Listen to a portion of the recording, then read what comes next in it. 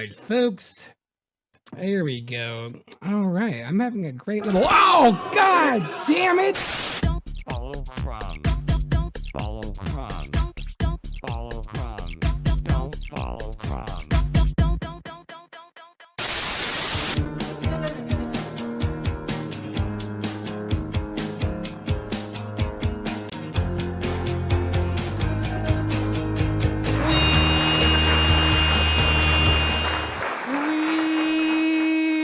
We are live with Edward J. Booze. Hey, Eddie. Oh shoot, I don't hear you now. What happened to your sound? Lost your audio. I don't know. Oh, there it is. Um, You know, it's amazing. Like everybody who gets into the streaming, they always think maybe this is the one without like any hiccups. And usually within the first 5 minutes, it's like that dream is just crushed. And there's nothing you can really prepare for. There's nothing. It's just like a random elf in the machine that's just as we all know. What are you doing? So you're at work right now, Eddie? What are you doing out yes, there? I am. I Excellent. took a job out here in Newport Beach running a podcast studio. Here, I'll show you the. Yeah. Show me what's up. Let's see if I can turn this around or not. I can. Here, hold on. Yeah. All right, let's see. I'm not sure which camera to try and use. Oh, there we go. Hey, look at that. Nice. So we got a professional RFID poker table. The natural evolution. Right, you put your cards on these, and it shows the cards on the computer program. Gives us the whole deal. Mhm. It's everything's set up. This is like one of the rooms. Like this is like the main room they use for podcasting. I'll show you around the rest of the studio here. This is one of the podcast studios that we use. But That's dope. the other room's not really ready right now, so I'm not going to really show you guys around. Yeah, construction that's stuff. cool, man. But those are the two rooms that currently being utilized for podcasting. Let me bring the camera back. No, that looks like where you would film a podcast where there's like multiple angles and like quick edits and and all that fun jazz. That's good shit, man. Yeah, Hey, let me ask you something. You're a poker fan. I am. In my opinion, I feel like it's a win-win bringing up Flat Earth at a poker game because one, you get to flat smack random ass people, and two, if they're not flat earthers, their opinion of your intelligence goes way down, and you can do that with and so you don't have to like play dumb anymore. It's way easier just to be like, hey, have you looked into flat Earth? Oh, by the way, trip aces, because I feel like it's a good mind fuck, and and they're not. Yeah, you don't have to play like Columbo. You just they just assume. Absolutely, that's fucking great. Yeah, and they're not going to go anywhere because their money's on the table. So like you can't offend them enough to be like, well, I'm taking my money. Like they're like, well, I guess I got to listen to this asshole flat smack me for the next hour. And there's nothing like coolering somebody and then flat smacking them after you beat them for a huge while they're sitting there stealing on over that. Like that's a great way to keep them on tilt. Well, I feel like the more you take their money, the more likely in their head that it's flat. And at the end of the day, they're like, man, this fucking idiot was just talking about flat Earth, but he took all my money. There's gotta be something that, so I don't know. That's actually a pretty, like, I try to think of like the best situations to like bring it up. Uber drivers are classic. And anytime you have an unwilling captive audience, go hard. I'm just Well, kidding. especially an audience that has no choice but to listen to you. That's what I'm Uh, saying. It's a really yeah, yeah, captive yeah. audience. It's Right. like walking. It's like walking up to like an outdoor food patio where people are sitting there eating with your guitar and like starting to play for them. You know what I mean? Like, Yeah, yeah, yeah, you yeah. know You what I got mean? nowhere Like, to go. It's like, oh, yeah, we're in an elevator that just broke down. All yeah. right. The only question is, are you going to be here for one song or 5 songs? That's true. I know. And the You know? problem is like a song at least like takes its tempo. You can't rush a Yeah, song, but you could definitely rush Flat Earth Proof. So like, I got 5 minutes. Well, how yeah, crazy yeah. should I sound right now? Well, Um, we showed that to be true when we showed that video of you flat smacking Lark oh, right, right. at Tantalum that night. You know, Oh she my had like God. she had like nowhere to go. There were like no tables to wait on or anything, and like you know, Oh yeah. No, I cornered her in there, and totally. yeah, and she was that was surprisingly that went well. And she didn't Yeah, seem like somebody that would like fake enthusiasm. So she seemed genuinely curious, a little too yeah. curious. I thought that was a little strange. I'm not gonna lie. It was like, I wish I still had that synced up here. But yeah, that was fun. If you guys ever want to have fun with your friends, just do like a. Well, that was a poker bet that we did, right? Like, That's correct. We each threw out $5, and we each took $5 in chips, and then we played to whoever took all of it. The other person, the loser, had to flat smack the staff of Tantalum when we played there the next mm, Tuesday. yeah, Yeah, yeah, yeah. Luckily, I was able to, kick back a couple you're drinks. a really good you're a really good poker player though. So I have a feeling that I have a feeling that you actually like really deep down wanted to do it, so you Oh, lost on purpose. 100%. I wanted it. See, it's another one of those win-win situations. Because once you kind of get on a roll and you're not like, being escorted by the cops in the first 30 seconds, like, yeah, actually, it gets kind of fun, But, Mhm. yeah, okay, so we got Yeah, Uber hey, drivers. Hmm? congratulations to Shifty Eyes Shady for being sober for 47 days. Oh, excellent. Sober from alcohol for 47 days. I know you're over there smoking a fat one, probably.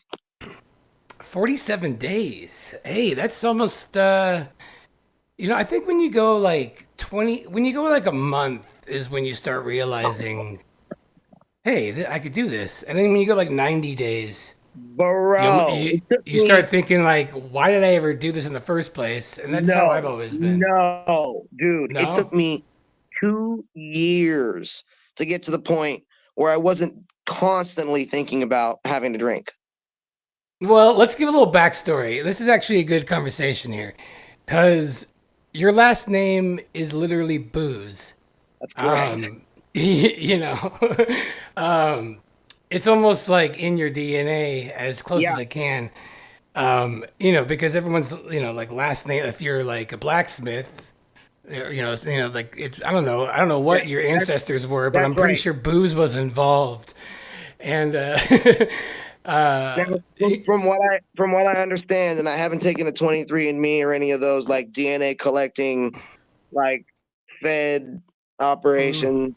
I haven't engaged in any of those yet. So from what I understand, my ancestors were Irish, like and like way back in the day, they were of it was of the Booze clan, like oh Booze, you know what I mean? Like oh, and yes, people's last names did come from like their occupation, and from what I understand, my ancestors were involved in the creation of whiskey, and when when booze became a term, it was actually a term that was like apparently like whiskey.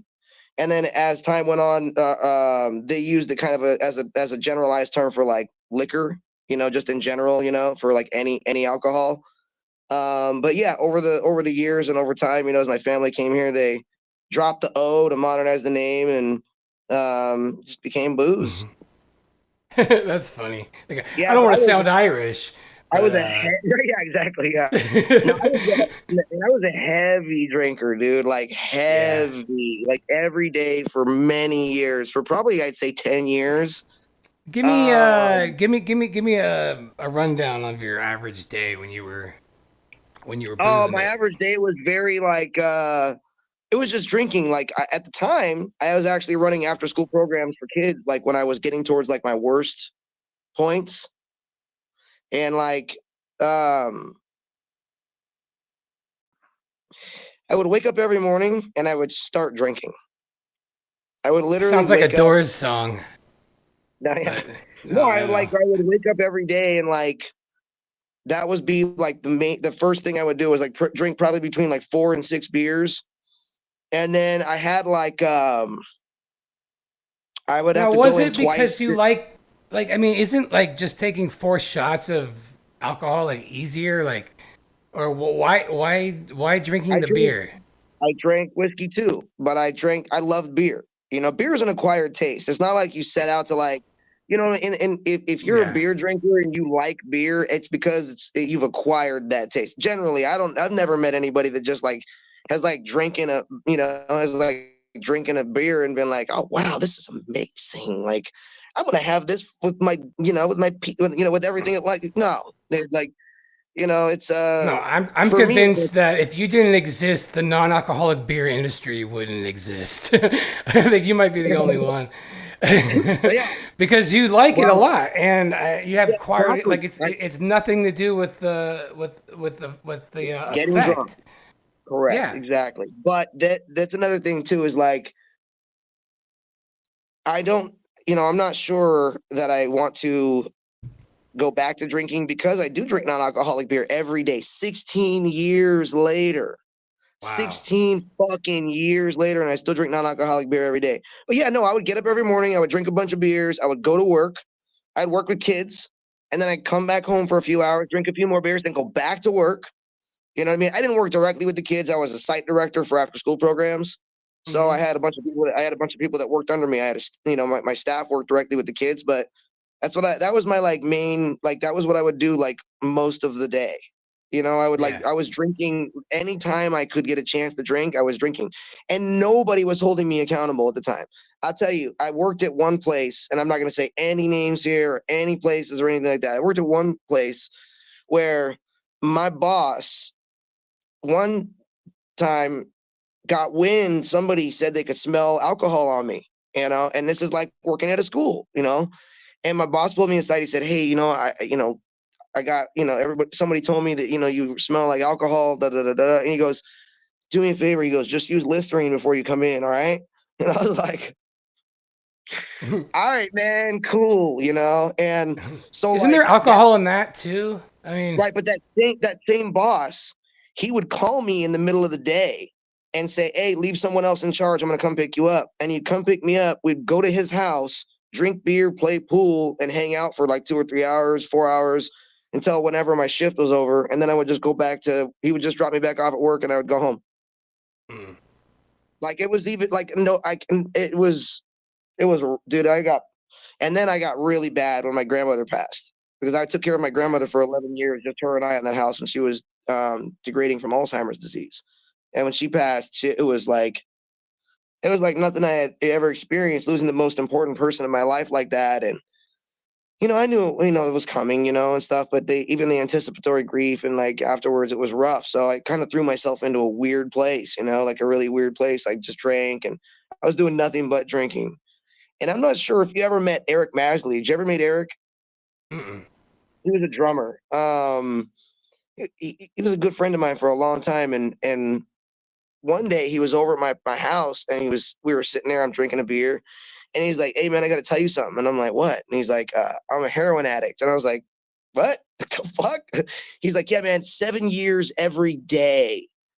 You know, he said he had actually overdosed twice and had this paramedics had to revive him in a Chevron bathroom. And I was like, wow, dude, I had no idea, you know, like what the fuck? And he's like, dude, I need help. And I'm sitting there drinking and he's telling me this. And I'm like, dude, I think I need help too, you know? And he's like, let's go to rehab, dude. I'm like, let's do Really? it. So like 2 weeks later, 2 weeks later, he calls me out of the blue and he's like, hey, I'm down here at this place called Tarzana Treatment Center. Like, I'm going to check myself in, but only if you'll come with me. And I was like, all right, I'm on my way. I packed a bag, drove down there. And I got down there and they were like, "Oh no, no, no, this is just like the check-in like process and like the, the registration. Like you got to get 30 days and we'll check you in." And I was like, "What do you mean 30 days?" And she was like, "Just do what you're doing for the next 30 days." And I was like, "So just keep drinking." And she was like, "Unfortunately, you have to test positive when you come into the facility. So unfortunately, you're going to have to be dirty when you go in, you know?" And she was like, "That's just how it works." I was like, "All right." So for the Don't next need to 30 days, tell me twice, at yeah, that point. I'd be yeah. like, So for the next yeah. 30 days, I just drank myself into oblivion and my buddy just fucking did what he was going to do. And I called him about 3 weeks later and said, "Hey man, we still doing this?" And he was like, "Yeah." So we jumped in and we went to this rehab facility and we checked in and it was fucking gnarly, dude. It was one of the craziest experiences I've ever had, bro. Like I was the only alcoholic there. Everybody else was on heroin, meth, pills, like opiates, like heavy like drug addiction, and it was intense, dude. It was like super intense, like every night we was in a dorm room with 15 other guys and our beds were, I could reach out and touch the next guy's bed. That was how close it was to me. Like we were just lined up down this big room, around this whole big room, and the guy who was in the bed next to me was like coming down off like a 35-year heroin binge and was just like screaming obscenities all night long. And I'm like, dude, like, it was crazy, bro. It was fucking crazy. But So is that therapeutic to be in like an environment like that? Like, I feel like I'd be like, hey, I'm trying to kick booze no, here. And it on wasn't. top of that, like, there's this guy screaming. Like, it's It almost, was like, okay, so it the initial thing that it did, well, it did a few things for me. One is it like yanked me out of my world for like long enough to like to like shake me. You know what I'm saying? Like it right. yanks me out of my daily drinking long enough to be like, for me to be like, all right, what am I doing? You know what I'm saying? Like it like Yeah. long enough to at least like make a proper assessment. And then like but during that period that I was in there, it was like twofold because I got to see the worst of addiction in real time. And Hmm. like that, and like some of the things that happened in there put some things into perspective for me. And I was like, if I continue down this road, I'm going to end up doing the same shit. Like I'm going to be here. I'm going to be one of these guys 35 years from now trying to kick a fucking 35-year alcohol or whatever addiction, and it's going to be fucking a lot harder. So Yeah.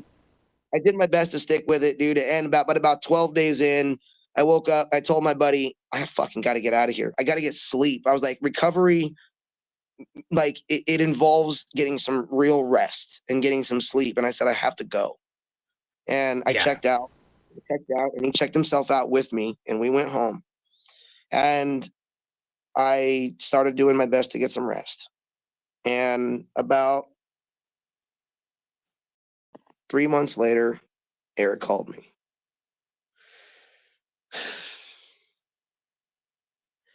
And he asked me if he could stay with me. And I unfortunately was in a place where I was like, I told him, man, I'm like focusing on my recovery right now. Like I need to like focus, I need to like have some time for me, and I told him no. And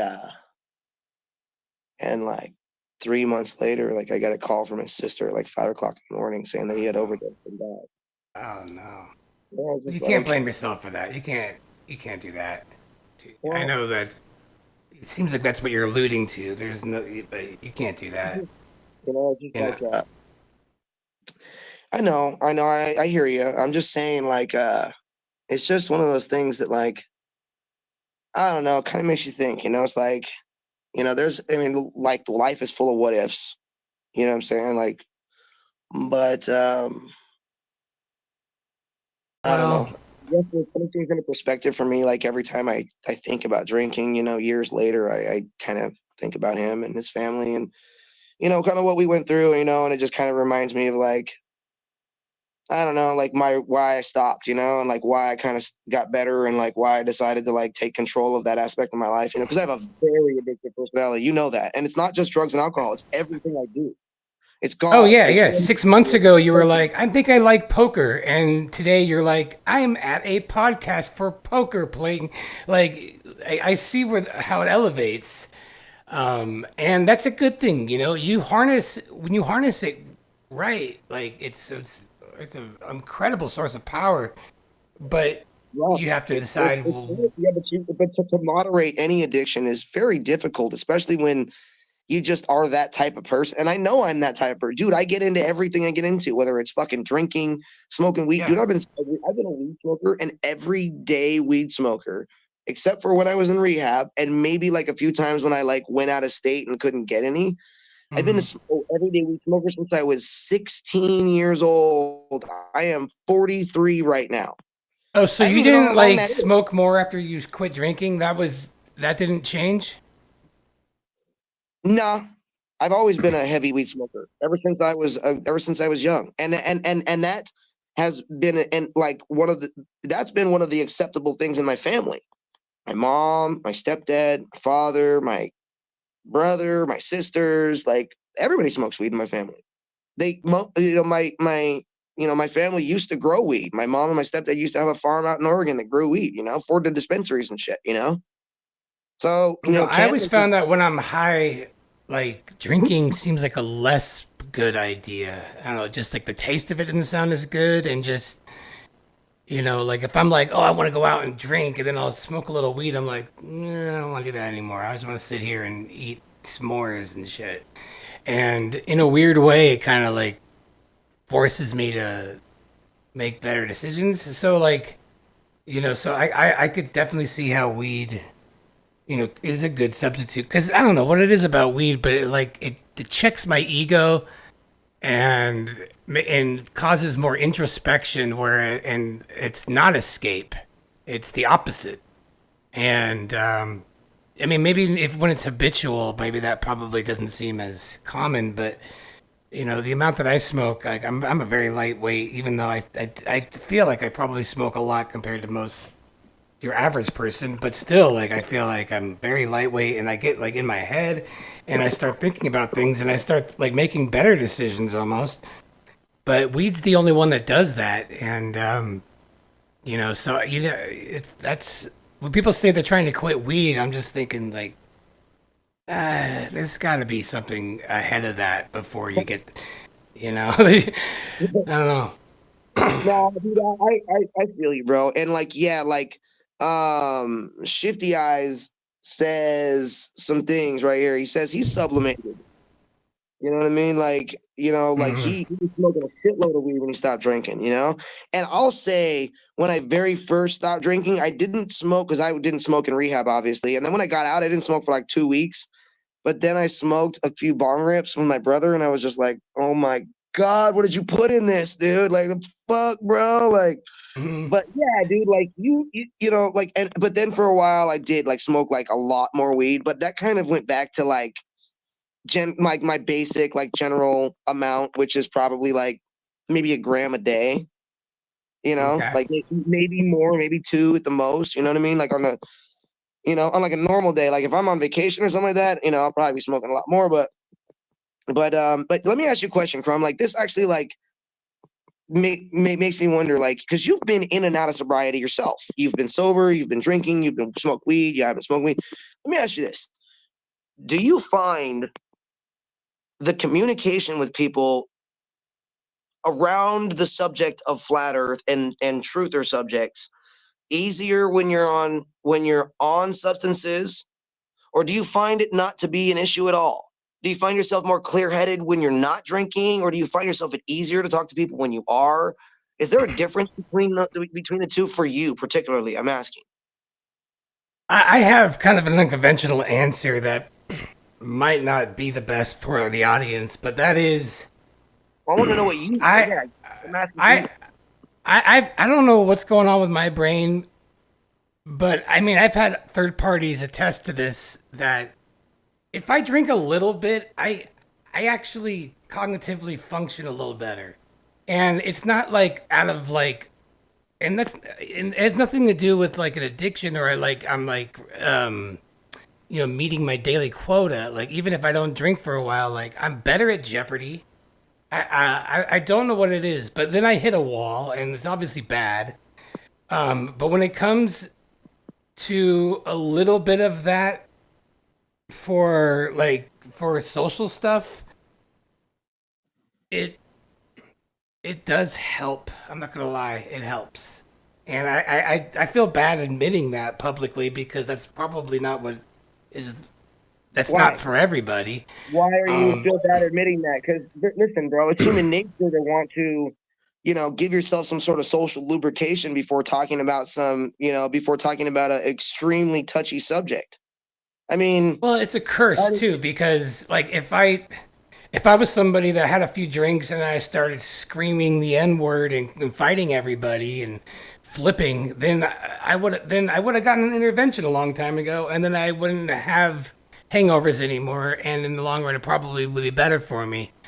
So it's almost like it's a good thing if it's gotten to a point where it's all right, no more, and hey, um, I just wanted to say to the in the comments, XOXO Nico, on the way to therapy. So this topic takes courage to overcome and talk about. It's incredibly powerful.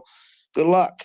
I wish you yeah, well in your therapy session today. And yeah, it's Nicole, yeah, that's so I mean, awesome. we have these, like in general, there's always taboo subjects.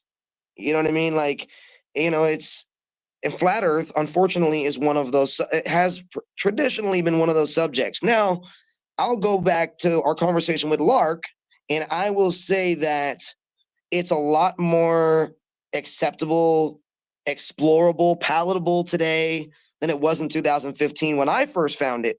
Because, dude, when I first found flat Earth and I started talking to people about it and just inquiring, I mean, I fucking wasn't a flat earther at the time. I was just asking my questions and on my way down the rabbit hole.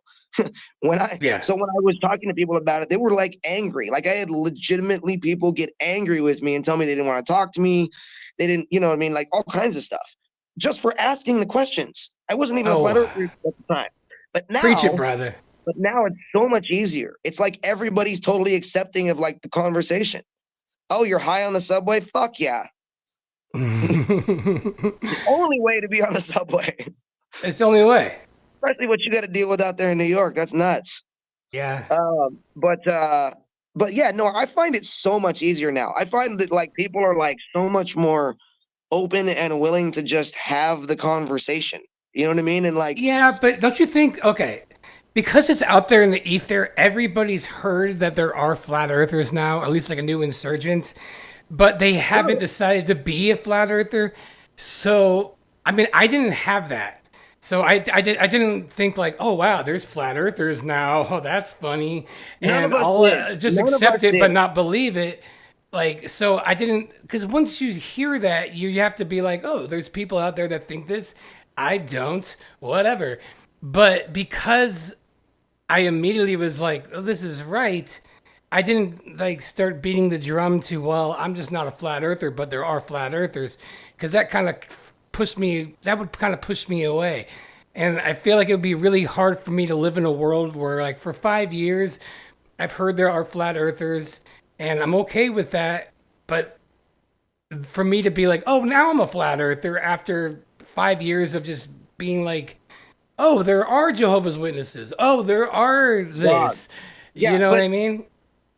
bro, that's not necessarily a parallel though, because like No, Jehovah's I Witness, know. you know what I mean? But like, Well, yeah, no, I'm just saying, like, I get what you're saying. well, because once you realize that they exist, you have to take a stance mentally, like subconsciously, Right, And I never absolutely. did that. I was never Yeah, like, yeah, oh, there's flat absolutely. earthers, they exist. I'm not one, but good for them. Like I blew right through Right, that and just became one, right. Well, And right, so I and didn't have well, to. two things. Two things about that. 16 Alpha V. I'm not sure who that is here. Says people that is as people does. I suppose you can smack another person with the most valid and sober reasoning imaginable, and often it won't have any immediate effect. That's absolutely right. Did it have Sure. an immediate effect on you? No. Did it have an immediate effect on me? No. How long did it take you to go down that rabbit hole? So long. Yeah, dude. Okay, so for me, it was between 3 and 6 months until I had like inside myself been like, all right, I'm a flat earther. You know what I'm saying? But it takes time. And that's often why when I'm talking to people about flat earth, I have a very I feel confident almost every time that I approach a conversation with somebody about it, like very confident. But every time I approach these conversations, I let them know right off the bat, I'm not going to be able to change your mind. I'm not going to Yeah. be able to make you think a certain way. I And tell if them right you off the bat. do, then they have some problems. I say if after this conversation you are having any residual thoughts about it, ask your own questions and do your own Yeah. research. And It's like and it's planting all you like a can do. weed seed in the ground and being like, all right, now bud, motherfucker, And no, right and I now. almost, and I do this like, and it's a psychological thing. Like you almost reiterate to them that you're not doing something. You know, I'm not trying to Right. convince you of something. You know, it's I like know it starts to get then it starts to no, like, oh, I'm in a cult now. no, because You know? what you're saying is true. You're telling them what you experienced already. You're Yeah. literally saying to them, and that in and of itself disarms these people in a psychological manner when you tell them there's nothing I can tell you in this conversation that we're about to have that's going to change your mind. I am Yeah. not going to be able to shift your way of thinking here. But within our conversation, you should have some questions. And if Did you you decide, see and well, if did you it see? I don't know afterwards, if you saw last week's. Like, we had a guy. Well, we like Laurie and I broke down a video. Will Duffy is interviewing a ex flat earther, realized the errors of his ways, and came back. And so I was like, oh, oh, I gotta. I swear to God, yeah. And so we broke it down, and it was so cringe. It was basically like this, like Montreal aging musician who like wanted to get laid, and he became a flat earther in 3 days. Became a Patreon of Eric Dubay. As in something Eric Dubay said just rubbed him the wrong way, and then he's like, "Well, now I'm not a flat earther anymore." And then everybody in Will Duffy's chat is like, "Oh yeah, great job, welcome back. Oh, welcome back to being sane." And I'm just like, "This is so dumb. He was never a flat earther if it was in 3 days. He literally said he became. Ah, yeah, it just took 3 days. This girl well, showed me a." I'll be honest with you, bro. There's a few of our friends who like I've had conversations with, and like by the end of the conversation, they're like, "Where do I sign up? I'm in." Yeah. Like, you know, Well, Matt, I know, but I think they're just saying that to end the conversation in a no, nice way. dude, Matt Verderosa. Like, Yeah, dude, he was legit in at the end of like an hour and a half conversation. He was like, "I'm good." He was like, "Let's go. I'm flat earther." I was like, I know, "You I don't." know, I know. I get You it. don't get to do that, asshole. You have to go through the 3 to 6 months of emotional strife and struggle and the internal fucking shit that comes with that. All right, I know, you I know. know. But Did but I yeah, tell you that he was doing some sort of job for Hibbler and for Sean Hibbler in Long Beach because his girlfriend at the time was you um mentioned something along those lines. Yeah. yeah. So our buddy Matt like just happened to be like the like the super for a rental property in Long Beach that Sean Hibbler lives in, and he goes in there and he sees all this flat Earth stuff while he's like helping with like I don't know a washing machine, and so they had a good conversation about that, and they're like, oh, Crumb, and I thought that was kind of cool, because what are the odds? Like that's weird synchronicity right there. What are the odds? But yeah, you're right. He Well, might be one. He's flat friendly, but if he would fail if somebody's like, "Oh yeah, well then why this?" Like he'd be of like, course, you don't have to. I mean, yeah, you're absolutely right. I mean, he's not. "Oh no, did we lose him? Oh shoot, maybe we were on a good one there." All right, here we go. He's back. All right, you're I didn't. back. I didn't feel confident in my abilities to talk about it in such a way that I was a proper representative of the model. I couldn't verbally rebuild that model for somebody well enough to like comfortably address that topic. Like for me, I don't like to. Okay, I had an experience a while ago where I was like probably in my early 20s, mid 20s, and um I was at a party and I was talking to somebody about politics, and I was just spewing all the Daily Show liberal talking points I heard on TV. Mhm. And like some dude was just like factually smacking the shit out of me and just, you know what I mean? And I was like Yeah. all fucking thought I had my fucking finger on the fucking pulse of everything, dude. I went home and realized I did a bunch of research that night. And I realized that he was right and I was wrong. And from that day forward, I was like, I'm never gonna fucking embarrass myself like that. I'm never gonna fucking talk about some shit that I haven't done the research on and don't have empirical evidence to back my words up. So That's true. You are good about that. You are good so about that. I won't even say. I'll just say, you know what? I don't know. I don't know enough about this topic to even broach it, and I'll move on from there. So that being said, that's the cause of me not really wanting to broach the topic. Once I became a flat earther, on my way to becoming a flat earther, it was different because I was inquisitive. I was asking my then science teacher girlfriend to help me come down and do some fucking to the beach and do some experiments and shit. She wanted nothing to do with it. Nobody did. Every question I asked to everybody fell upon angry ears. Fuck deaf ears. They were Mhm. angry ears. And so when I realized that I finally got to this point where I did believe that the earth was flat, I didn't feel like I could talk to anybody about it because I didn't feel like I was like I said, I didn't feel I was intelligent enough to represent the subject or rebuild the model for somebody. It only was when I was able to rebuild the model verbally to where I understood what I was saying, to where and to where I could build both models verbally, the heliocentric model and the geocentric model. It was only then when I realized that, okay, like I can break this down into like a empirical evidence, factual based conversation with most people. And then it kind of went through like different iterations of like figuring out like how to talk to people about this and like how to even broach a subject. Like, dude, I do like 3 or 4 things, and I know we talked about this on your podcast before. That I like before even speaking with them and during that kind of get them into a place of like, wow, like I can't really like push back in this ad hominem way that most people do. You know what I'm Yeah. saying? You have to there are ways to disarm people in the right off the bat, and I've said this 1,000 times and I'll say it again. Most people don't know their own model. If Yeah. you know just a fraction of the geocentric model and you ask them can you explain some of your own model? Can you explain how fast the Earth is spinning, or certain things? What the circumference of the world is, or things like that. And they don't have even those small understandings of their own model. Once you go into the conversation from that point, they're already disarmed, realizing that they've admitted to you they know nothing. They fucking are literally informationless in this conversation.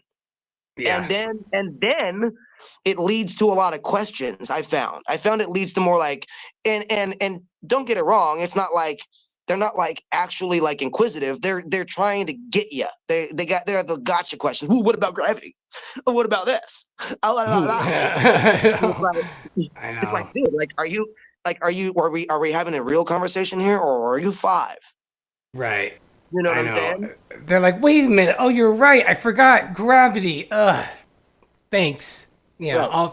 I'm back on Team Globe.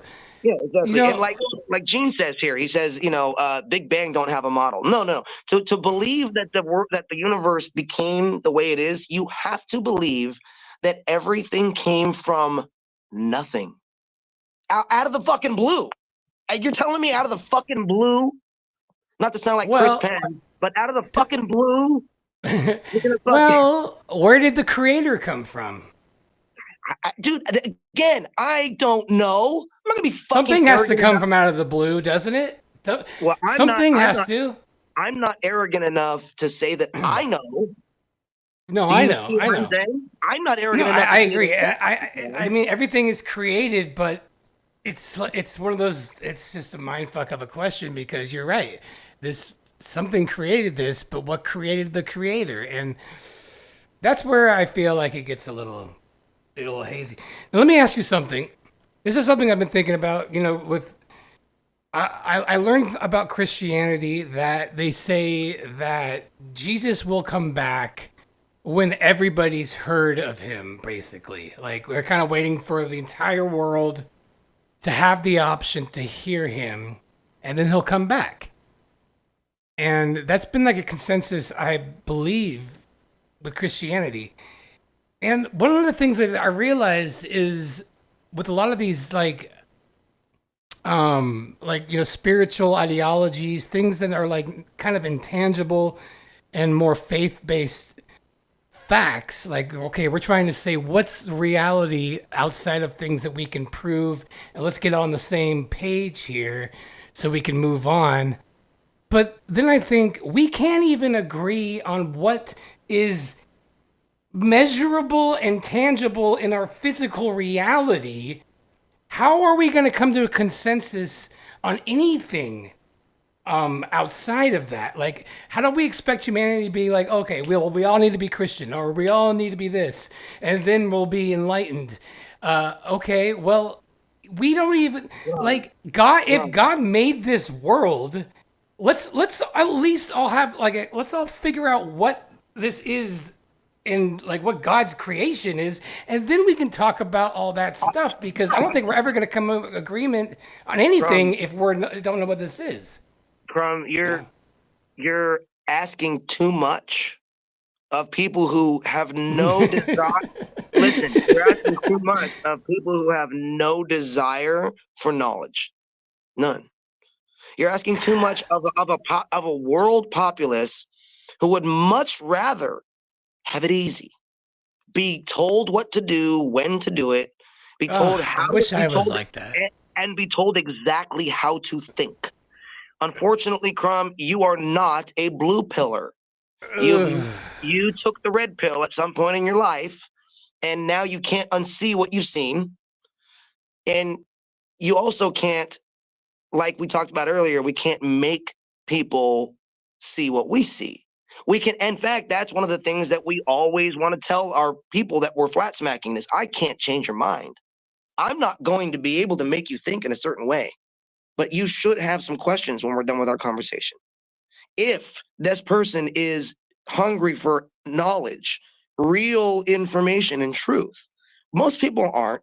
Most people are happy and content being lied to, being told what to think, how to think.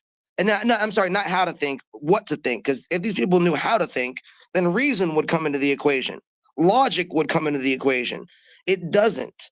Empirical evidence, raw data, nobody has the desire to parse this shit anymore. So, well, think about like what we talked about in the very beginning, when we talked about you got to a point with alcohol where you had to like get out of your rhythm, get out of your own bullshit and see it. We as human beings, like what is real is kind of irrelevant. Like we decide what is real and what we're comfortable with accepting as reality. And that's just the way it is. It is. There's no other way around it, because what is right, that even if there is a specific right way of what is and what isn't, no one's going to come to agreement. So we have to accept the fact that everyone's going to have their own little spice, own little brand of what reality is, even within religious groups. Like I've never met a Christian who can 100% like agree on everything. I've never seen that, not once.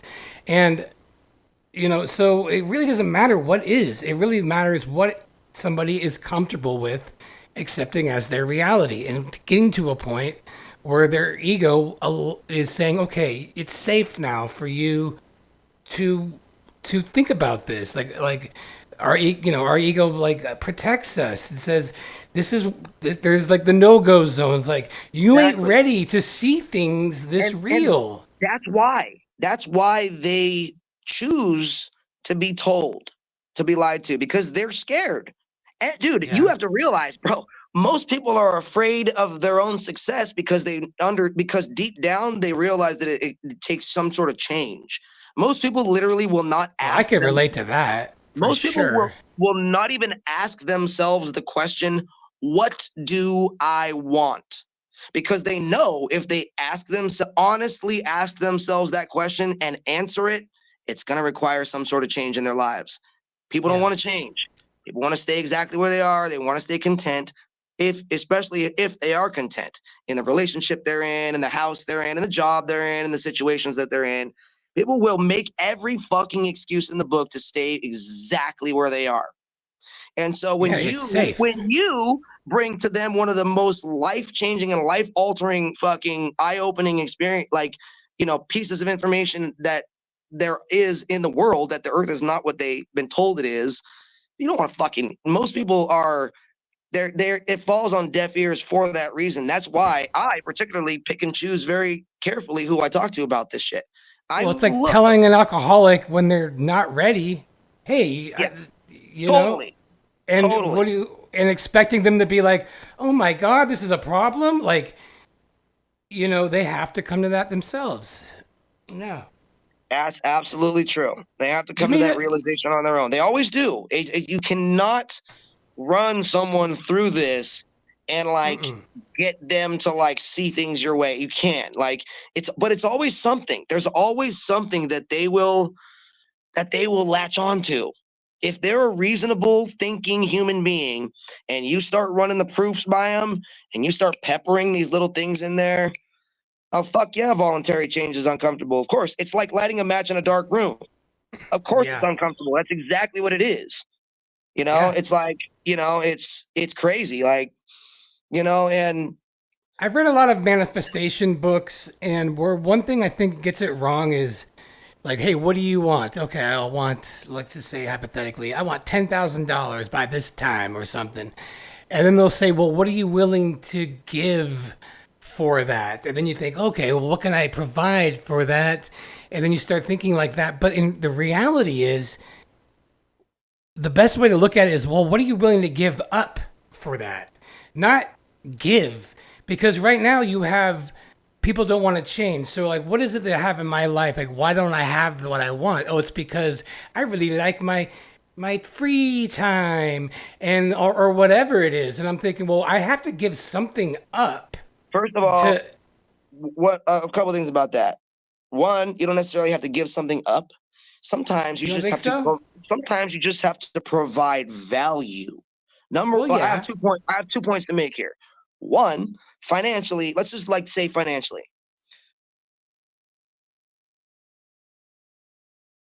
A lot of people have the thought in their, how can I make more money? How can I make more money? The thought should be, how can I provide more value? Money is a symptom of providing value. Making money is a symptom of providing value. Point number two, you have to clear the weeds before you get new flowers, before you get your new vegetation. So you have to Mhm. clear out the bad stuff, and that's what you're sacrificing. What you're sacrificing is Yeah. what's already in your life that is not serving you. Sometimes you 100%. gotta Yeah. sometimes you The gotta things you cut got to those give up are things that you people. should give up anyway with some clarity. I agree. It's not a sacrifice.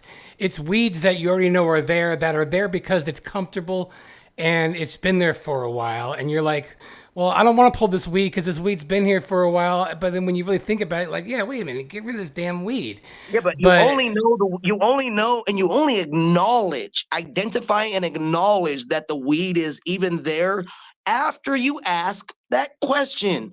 yeah, What do what do you I want? want? The once Everybody in the that chat, say what you want. If nah, you guys can all, I'm gonna tell you two things. Everybody in the chat, do two things. Ask that question of yourselves, please, ask because yourself that wa- question. watch, go watch the World's Strangest Secret, I think, by Earl Nightingale. It Yeah, goes that was into what we're talking. fantastic. It's a lecture. It's about 35 minutes. It goes into what we're talking about in depth, Hmm. and it talks about, Tony, I didn't know what I wanted for a long time either. Sometimes you just got to think, man. And sometimes it takes time.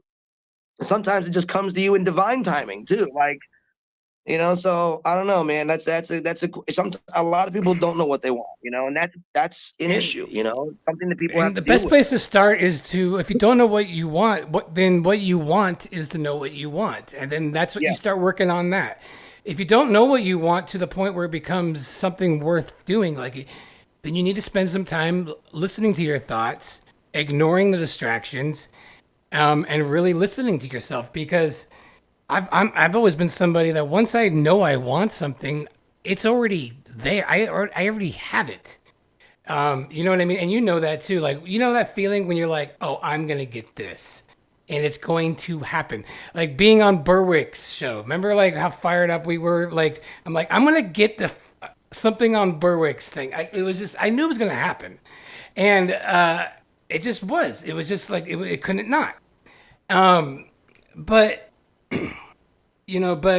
but it's true. Like it has to be real. You can't just lie to yourself and be like, "I want Well, what everybody else wants." It has to come well, from a place where you really yeah, want it. you're absolutely right. And a lot of times too, like, sometimes to identify what you want or what I want, particularly personally for me, sometimes to identify what I want, it's sometimes I have to just start being the conscious observer of my own thoughts. Mm. You know what I'm saying? Like, so what, like, with that, just with that one thing, just being starting to become, instead of the subject of my own thoughts and being subjected to the things that are going on in my life, legitimately becoming the conscious observer of those thoughts. And then once I start practicing that one thing, I find myself in doing this. When I get into the situations that like are bothering me, or when I start thinking about the things that I don't want in my life, or wow, this is not really like serving me really well, instead of allowing it to just make me upset and allowing myself to be subjected to those thoughts and those feelings that are coming from those thoughts, then in those moments, it's like when you are aware that you're thinking those thoughts, like when you become the conscious observer of said thought, and then the thought comes across your mind and you're able to like in that moment go, wait a minute, I'm having this negative thought. What do I want to replace it with? And Yeah, in those moments, I find it's like the cursor is blinking, waiting for you to reprogram yourself. Like waiting, like, okay, like, yeah, you're in yeah, this moment right now. You have this very small window before life pulls you back.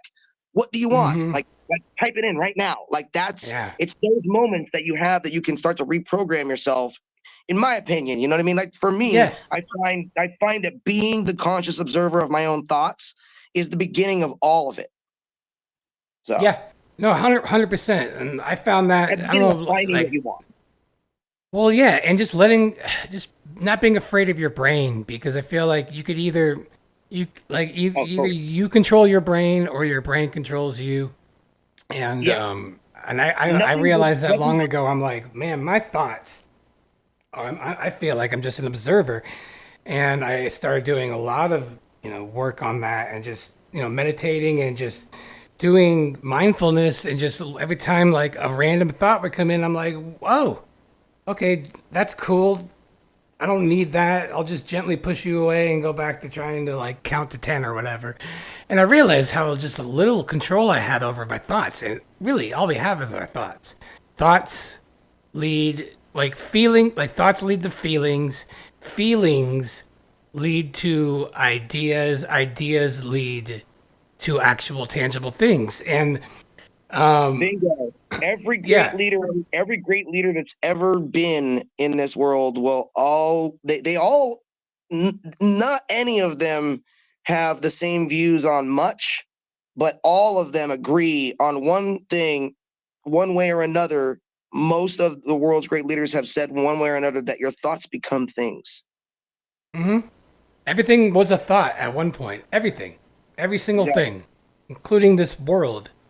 Bingo! You know? Exactly. Taking it back to the Big Bang. Could you imagine? Everything was a thought, but except for the world was just random. I know. But Exactly. yeah, man. It's interesting how we were able to kind of combine,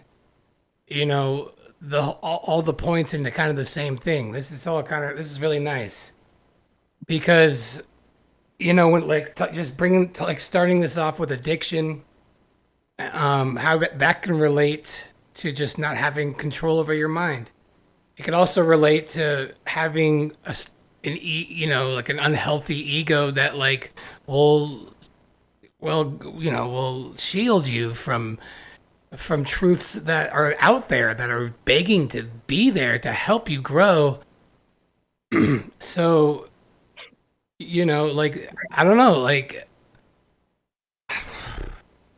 there's definitely like going through sobriety and stuff. I've learned a lot about it. I feel like I have a different relationship with a lot of substances.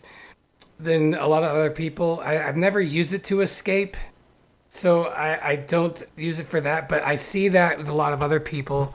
But I'm just thirsty for. I just know there's something. There's always more. There's always more, and just it's all in the mind. It's all in your thoughts. You Everything is know, our thoughts. exactly. And to that point, and to 16 Alpha V, who says here, personally, I suspect what we desire is just another delusion that misleads us. I could be wrong. I have been before. I'll say something to that. I believe not necessarily that it's what we desire that's just another delusion that misleads us. I think it's the delusion that once we obtain what we desire, that we'll be happy. Yeah. That'll somehow make our lives whole, and you know what I mean. But that's never the case. It's always the next thing. We're always on to the next thing. Happiness, in my opinion, is a matter of self-discipline. Let me explain. I think that when we do the best thing for ourselves, which generally takes self-discipline, it's the doing the, like, going to bed at a certain time when you know you got to get up early, or just doing the small things. It's when you're making those decisions for yourself, doing the best thing for yourself, those lead to moments of fulfillment. Okay. And I think happiness is fleeting. Happiness is something that comes and goes depending on the situations in your life. But I feel that you can, when the more you get control over your self-discipline and you start doing the things that are best for you, that are the best for you in your life, and you make those choices every single day, what I believe is it leads to more moments of fulfillment. And the more choices you make like that, those moments of fulfillment become longer and more closer, and they become longer and they become more frequent. Do you see what I'm Yeah. saying? Is like you're creating the moments of fulfillment in your life, which makes you a happier person overall. Now, I'm not Well, saying that there's different type external of circum happiness too, though. I mean, like right, there's like a bet like when you have like accomplished something and there's like a level of happiness that's like it feels really good, and then there's like a level of happiness like you can get from substances, and right. you know, and when you start to like really notice the difference, then you start being like, I don't want that bullshit happiness anymore. I want that good shit, and that good shit, takes It discipline. Yeah.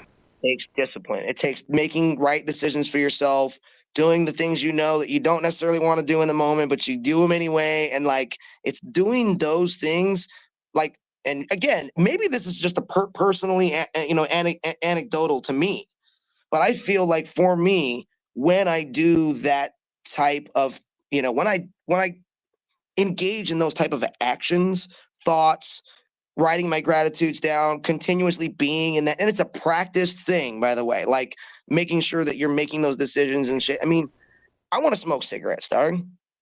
I want to fucking do the shit. I want to do all the things that I want to drink. You know what I'm saying? Like, but and I do smoke cigarettes. So when I don't, like on days that I don't, I feel like fuck yeah, you know what I mean? Like, and it's that Yeah. internal fulfillment that you're like, yes, Yeah. it's when you achieve the things in your life that you're like, fuck yeah, man. Yeah, you're And accomplishing things that half the time your mind's telling you can't do. So you're proving to yourself that you can, and absolutely. then yeah, those are the moments of happiness is when you're like, oh, nice, I am one. I always think like it's like try to go to bed thinking I'm a little bit better than I was the night before. And if you really think about all the things in your life that you want, like if you're able to be like, I don't know, wherever the fuck you are right now, you can be on Skid Row, you could be screwed up, you can be whatever, like $0. Well, the next day you have 1 penny. Well, you're slightly better. And if as long as you're slightly better, that's a good happiness to me. Like, cause time is irrelevant. And I always try to think like that. Like, no matter what's going on in my personal life, I'm like, well, I'm definitely better than I was yesterday or at least last month. I got a little bit more going on, and that helps me out with that, man. I like what Alpha says here. He says, if I can force myself to smile for 3 minutes, I will usually start laughing, but sometimes it takes longer. Yeah, Huh. I'll try to smile for 3 minutes. yeah, I'll comment on that. So when I very first started like being in, like engaging in like activities like the law of attraction, like to try and like help myself come out of a pretty bad depression that I was in at the time. The very first time I ever did that, and I'll, this is to the credit of that comment. Um, I was like 4 in the morning. I was watching a Jake Ducey video. I was actually back turned to the Oh TV, yeah. depressed, blowing cigarettes out the window, just fucking sitting there smoking. And I heard him talk about, and I'm gonna have to jet here pretty soon, but I wanted to kind No of worries. throw this, out here before I go. Um, I heard him say that most people in this world who have ever really gotten everything that they've wanted, they all have something in common, and that kind of piqued my ears, kind of perked up. I was like, well, what was that? And he's like, they all have a similar morning routine, and Yeah. it's something along these lines. And I know. it was like four major things, and one of the things in there, and and correct, I may be wrong about these four. It's been a while since I've done my morning routine, the morning routine that I adopted, but it's one is to meditate for like 5, 10, 15 minutes. One is to write down, one is to write down the things you're grateful for, and that can be the things you're grateful for that are in your life currently, or the things that you want to be in your life. I'm so happy and grateful that blank. One of the things was like looking at a vision board of your life, like in pictures of somehow. And one of the things was um, reading every morning one page of who you are, what your story is. So like for me, like I wrote one page of like who I am and how much money I make and who I'm married to and blah blah blah blah blah and all this stuff that I want in my life, all this stuff that I wanted to manifest. And who that's my story. That's who I am. That's the world I live in. And I would so that those four things: meditate, write down your gratitudes, read your story every morning, and then look at your vision board every morning. And for me, my vision board was a video I made. I just got like beautiful houses, in the mountains that I would like, and big crowds looking out from the stage and things like that. And I recorded my own voice saying like, I am so happy and grateful that blank, blank, blank, and blank. And then I put Yeah. that to a literal video. I put it on YouTube, made it private, and like I would go to sleep listening to that every night. I would wake up in the morning and watch it. Like my life changed, dude. Holy shit, Because you bro. knew what you wanted and you kept reminding yourself what you wanted. And that's really what it is. Like we were talking about earlier. Like, what do you Right, want? People get like distracted. They forget what they wanted in the right, moment. So to have something like that, that's right. consistent, like, oh yeah, that's what I want. Ugh, duh. Exactly. But my point was to kind of bolster 16 Alpha V point earlier, was to say that if you smile 3 minutes a day, usually you can generally end up laughing. Well, that night that I heard this video and I heard the morning routine, I thought to myself, well, one of those things I can do now. And that was the writing down the gratitudes. But I was in a place that was so bad, depressed emotionally, that I didn't want to do anything. But I got a pen and I got a book out, and an empty book, and I started writing, and I couldn't think of anything I was grateful for at first. But then I started writing, I am so happy and grateful that Daisy is happy and healthy. I am so Yeah. happy and grateful that I have a roof over my head. I'm so happy and grateful that I can afford clothes. I'm so happy and grateful that I can afford gas in my car. I started writing like the basics, just the fucking Hmm. basics, dude. I told myself I would write 10, right? I got a page and a half in. I realized I had written 45 of these things. And another thing I realized, that I had changed my fucking biochemistry in real time. I wasn't Wow. feeling as depressed. I wasn't feeling as horrible because my focus was on the things that I were grateful for in my fucking life, dude. And I stopped Yeah. focusing on the things that I was lacking.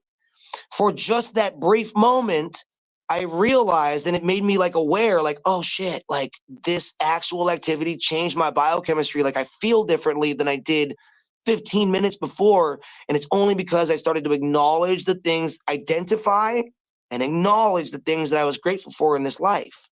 And bro, just that starting there started like a complete change in my life. And Yeah. it was the smiling for 3 minutes a day idea. It was the idea of putting yourself in the positivity mindset long enough to experience it, and then go with that. And I'll say one more thing about that. In the morning, everyone out there watching this, try and remember something. Find your center. Every morning, before you start your day, find your center. Whether that means meditation, whether that means smoking a bowl, shady, whatever it is, just take your time, find your center, and know what it feels like to be centered for yourself. Because then throughout the rest of the day, when all the external circumstances and the idiot people and the fucking dumb drivers on the road and all that shit starts coming at you, you can more easily pull yourself back to center because you're familiar with it. You've made yourself familiar with it at the beginning of every day. So you That's know your where it is. default. Yeah. That's your default. So make Right. yourself familiar with your center, find your center, make it your default every morning, and then you're going to be able to go back there as you get pulled away from that center in the middle of the day as external circumstances, bring I themselves. heard recently that if like you brush your teeth in the morning, like say you're right-handed, to start brushing with your left hand in the morning. Apparently it does something where like if you're gonna do a morning routine, do something like that because it's like forces your brain to kind of get into it. And I heard that yesterday. I wanted to try that. But man, like man, good shit today. This is great, man. Yeah, I know it wasn't like all about flat earth, like it, No, no, no, no, no, no, no, no, no. We're not only flat earth. Like this is exactly what I want the gravy brunch to be like, man. I just wanted to hear your thoughts on and flow, man. That's good stuff. This is the kind of conversations me and Eddie have a lot, and it's just really nice to have. This is probably the most organic one. This is what we always kind of sound like when we're hanging out. We're not trying to like, like be a flat earther or anything. We're just like, this is what's on our minds. So it's really nice to get a good one out like this. One comment right here, Brian Roy. I agree with you totally, bro. By the way, I like it's a normal conversation you and I would have just chilling. Yeah. But Brian says, do daily random acts of kindness, and I'll be honest with you, one of those, that right there is a huge part of like getting what you want and like having like the good things come to you, because when you're serving others on your terms, then it's like a signal to God, to the universe, like I'm ready to receive too. You know what I'm saying? Yeah. You're putting yourself into receivership when you live in a mind frame of more than enough, instead of just enough or not enough. You're putting yourself into receivership when you go out of your way to help other people. You're putting yourself in a receivership when you see a fucking penny on the ground and you turn around and pick it up and you go, thank you. I'm so stoked, because when God and the universe understand that you are grateful for the small things, why would God give you the big things if you're not even grateful for the little things God gives you? So if you start to acknowledge that you're grateful for all those tiny little things, those tiny little wins, identify, acknowledge, and celebrate. Those Slightly better than the day before, and even and that doesn't need to be every day, but just a little bit. It's not hard to be a little bit, better as long as you're aware of your everydays. And like you were saying about like random acts of kindness, there are so many great random acts of kindness, like I don't know, like hitting the like button on this video, or sending a tip, or becoming a member. I'm just spitballing ideas for you guys. All right, real quick too, I want to plug the studio I work at. It's called Rebuy Studios, guys. You guys go ahead and check it out on YouTube. There's a lot of stuff about like veterinary medicine, criminal justice. There's all kinds of stuff. They want to be we're really setting up to be a kind of a hub for all different types of entertainment. So go check it out. It's on YouTube. They're on TikTok, Instagram. So I'm just plugging Rebuy Studios. What's it called? Rebuy Studios? Rebuy, like when you rebuy your Annie, I mean, when you rebuy your stack, at the poker table, Rebuy Studios. So I love what you're doing, because you're figuring it out. We're gonna play poker across the country. Right. You can, I miss it. I know, dude. I know. And go, shameless plug for myself. Go check out my Spotify and my YouTube and all that shit. So. But man. Oh yeah, dude. Check out Eddie Booz's YouTube, please. It's really Appreciate good. Y'all. He's done fantastic stuff. You guys like punk rock? You're gonna love everything he does. Michael Corn You Drop. do so much stuff, so I don't know what to say specifically, but All you good, man. That's good enough. just Hey, check just out his channel, guys. yeah, It's fantastic. You guys will not appreciate you be. guys. Yeah, man. Hey, Crum, I want to say thank you very much for having me today, brother. And Thanks for being on. I want to thank your chat as well for being so gracious and kind, today during the chat. I appreciate you guys. So, I know you guys can be real dicks to everyone else, but you're super nice to me.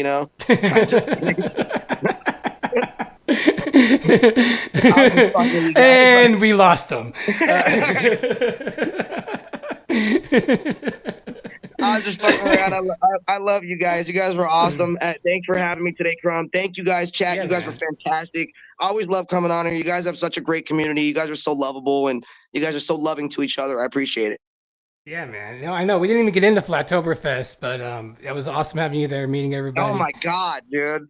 I gotta Yeah. tell, dude, you have to have me on again so I can tell you, Let's do it. so I can tell everyone like the story of like what my experience was with there, because dude, I have like some very interesting stories about what happened during that, and like a lot of really positive things of like people doing things for other people, and like there was a lot of that out there. I'll tell you about it some other time, dude. Like some shit, that crazy positive things I noticed during that such an intense time. But Maybe we can get something going on this week that's like off the cuff or something, so we can before it gets too late. That'd be awesome. Let me know. I'm here, brother. You know where I'm at. Be the man, brother. All right. Talk Thank to you you, guys in a Eddie. bit. Have a great day, guys. Thank you. Later, brother. Bye. Oh yeah. So thanks, guys. This was a pretty good stream, huh? This was a lot of fun. Eddie's the shit. He's really cool. All right. Good show.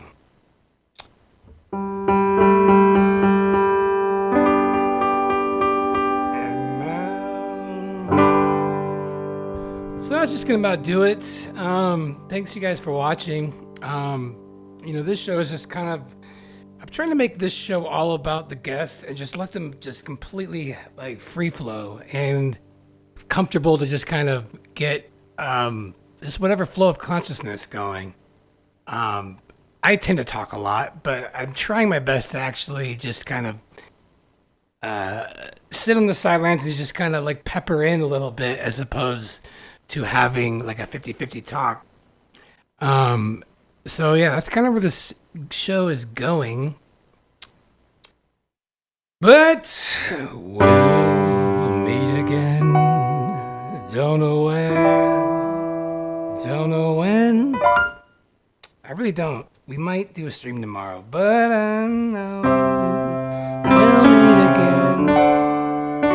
Happy Halloween, everybody. Some sunny day. Keep smiling through, just like you always do. Tell the blue skies, drive the dark clouds far away. So won't you please say hello to the folks that I know and tell them I won't be long. They'll be happy to know as you saw me go. I was singing that song. Again, don't know where, don't know when, but I know we'll meet again.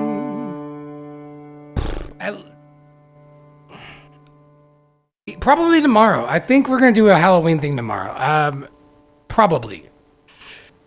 Oh, I want to say for sure, but I really want to. Everybody drop a yes, thank you, Karen. Give me a Rogan up there. Some sunny day.